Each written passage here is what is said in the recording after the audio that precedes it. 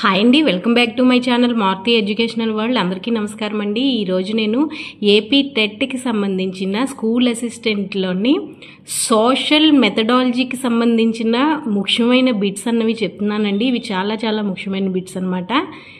Social మెథడాలజీకి ఎవరైతే సోషల్కి prepare అవుతున్నారో వాళ్ళకి ఇవి ఉపయోగకరంగా ఉంటుందండి. అయితే మనం ఇప్పుడు బిట్స్లోకి వెళ్ళిపోదాము. ఈ భావనను ఆధారంగా చేసుకొని హిగ్స్ ఎలెన్ డిమాండ్ సిద్ధాంతాన్ని వివరించారు. అంటే ఆర్డినల్ భావనని ఆధారంగా చేసుకొని సిద్ధాంతాన్ని వివరించారండి. నెంబర్ 2 ఆన్సర్ అన్నమాట. ఈ భావన ప్రకారం ప్రయోజనాన్ని సంఖ్యాత్మకంగా కొలవడానికి వీలుంటుంది. కార్డినల్ భావన అండి. వస్తువుల ఉత్పత్తికి ముందు ముడి పదార్థాలతో ఉంటాయి. వాటిని ఇతర రూపాల్లో ఆకారాల్లో మార్చడం వల్ల నూతన విలువలు ఏర్పడడం ఏ ప్రయోజనం అవుతుంది? ఆకార ప్రయోజనం అన్నది అవుతుందండి. ఇరాన్ నుండి భారత్కు క్రూడ్ ఆయిల్ వైపు మార్గం ద్వారా సరఫరా కావడం ఏ ప్రయోజనాన్ని సూచిస్తుంది? స్థాన ప్రయోజనాన్ని సూచిస్తుందండి. ఆధునిక గిడ్డంగులు శీతల స్టోరేజీ సౌకర్యాల వలన కాలానుగుణంగా వ్యవసాయ ఉత్పత్తులు పాడి ఉత్పత్తుల విలువ ప్రయోజనం అధికమవుతుంది అనేది కాల ప్రయోజనం అవుతుందండి. 3rd one answer. Business processing అన్నది ఏ ప్రయోజనాన్ని సూచిస్తుంది? సేవా ప్రయోజనాన్ని సూచిస్తుంది. అవుట్ ప్రాసెసింగ్ అన్నది ఏ ప్రయోజనాన్ని సూచిస్తుంది? సేవా ప్రయోజనమేనండి. ఈపీ ఈక్వల్ టు C+I+G+X-M లో X-M దేన్ని సూచిస్తుంది అంటే ఎగుమతుల్ని సూచిస్తుందండి. ఇది చాలా ఇంపార్టెంట్ అయిన ప్రశ్న అనమాట. జీడిపి ఈక్వల్ టు C+I+G+X-Mలో I దేన్ని సూచిస్తుంది?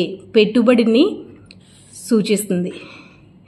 జీడిపి ఈక్వల్ టు C+I+G+X-Mలో G దేన్ని సూచిస్తుంది? ప్రభుత్వ వ్యయాన్ని సూచిస్తుంది. G. మార్కెట్ ధరల్లో జాతీయ ఆదాయం లెక్క కట్టేటప్పుడు మినహాయించేది ఏంటి? సబ్సిడీలు. కారకదారులలో జాతీయ ఆదాయం లెక్క పెట్టేటప్పుడు మినహాయించేది ఏంటి? పరోక్ష పన్నులు. పరోక్ష పన్నుల్ని మినహాయిస్తాం. మానిటా అనేది ఏ భాషా పదము? లాటిన్. మన పురాణాల్లో చెప్పుకునే గోధనం దేనికి ఉదాహరణ? వస్తురూప ద్రవ్యానికి ఉదాహరణ. Number 1 answer.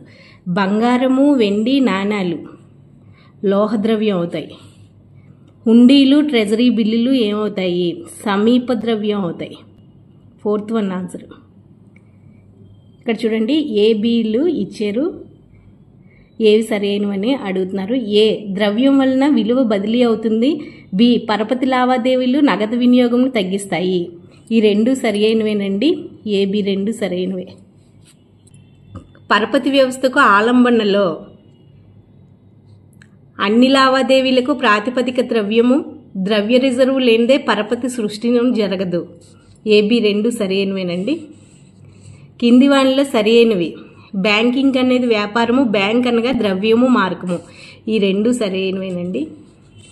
బ్యాంకులు వ్యాపారస్తులు ద్రవ్య అవసరాల కోసం ఇచ్చే రుణాలు ఏమవుతాయి? నగదు పరపతి అవుతాయి. Number 1 answer. ఏపీ టెట్కి సంబంధించిన స్కూల్ అసిస్టెంట్లో సోషల్ మెథడాలజీకి సంబంధించిన ముఖ్యమైన ప్రశ్నలు. ఈ వీడియో కానీ మీకు నచ్చితే ప్లీజ్ లైక్ చేయండి, మా ఛానల్ సబ్స్క్రైబ్ చేసుకోండి. Okay, thank you.